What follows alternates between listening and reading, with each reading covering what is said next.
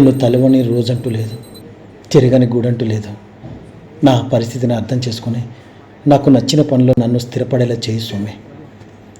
నా పక్కన ఉండేది నీ నీడ అని నమ్మేవాడిని నేను. నా నమ్మకాన్ని నీళ్లు లేని చెరువులా చేయక స్వామి. నా పేరు గౌతమ్. నాకు చదువు ఉంది. మాది మిడిల్ క్లాస్ ఫ్యామిలీ. నాన్న లేరు. ప్రస్తుతం నేను రూపాయి సంపాదన లేకుండా బ్రతుకుతున్నా. నా తిండి, నా ప్రయాణం ఎలా గడుస్తుందో ఆ భగవంతుడికి తెలియాలి. నేను ఎంత కష్టపడినా నాకు మాత్రం ఫలితం లేదు. దేనిపైన ఆశ లేదు. ఇది నా పరిస్థితి. బాబాయ్, బాబాయ్, బాబాయ్, ఏమైంది బాబాయ్? బాబాయ్, ఎన్నిసార్లు పిలవాలి నిన్ను?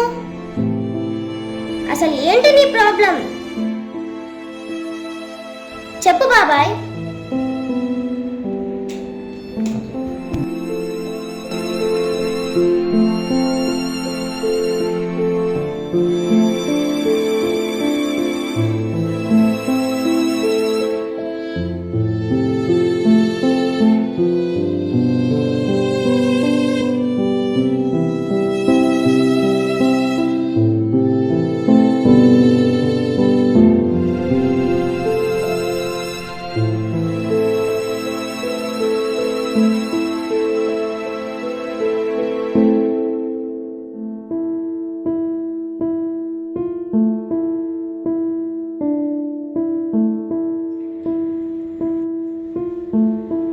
అన్న ఏమైందన్న ఈ మధ్య రావట్లేదు?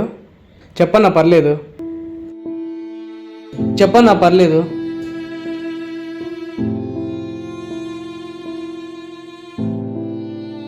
లవ్లో ఏమన్నా పడ్డావా?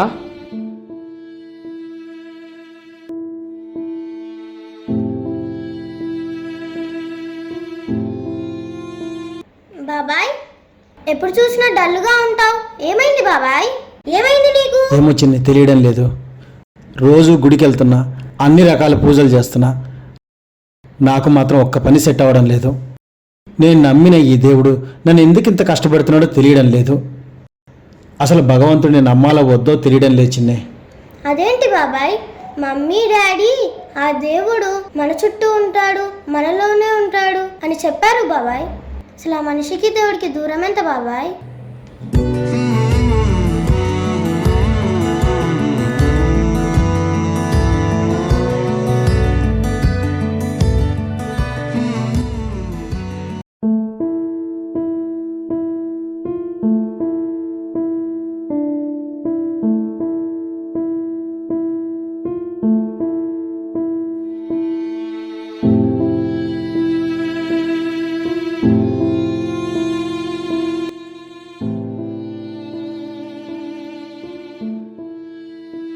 మీకు చిన్న కథ చెప్తాను.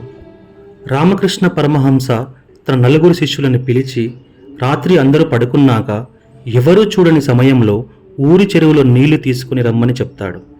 ఆ నలుగురు శిష్యులు వెళ్ళి పనయ్యాక గురువు దగ్గరికి వస్తారు. ముగ్గురు శిష్యులు మాత్రమే నీళ్లు తెస్తారు. ఇంకో శిష్యుడు తేలేదు. ఎందుకు తేలేదు అని గురువు అడిగితే నన్నొకరు చూశారు, అందుకే తేలేదు అని సమాధానమిచ్చాడు శిష్యుడు. చూసింది ఎవరు అని గురూజీ అడగానే ఆ శిష్యుడు ఆ భగవంతుడు చూశాడని చెప్పడంతో గురూజీ ఆశ్చర్యపోతాడు. ఆ శిష్యుడే స్వామి వివేకానంద.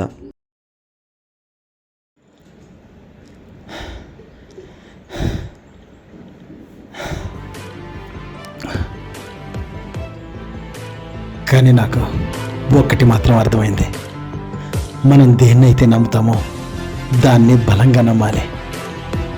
మంచి చేస్తేనే దేవుడు, చేయకపోతే దేవుడు కాదు అని మనకి మనమే ఊహలో బ్రతకూడదు.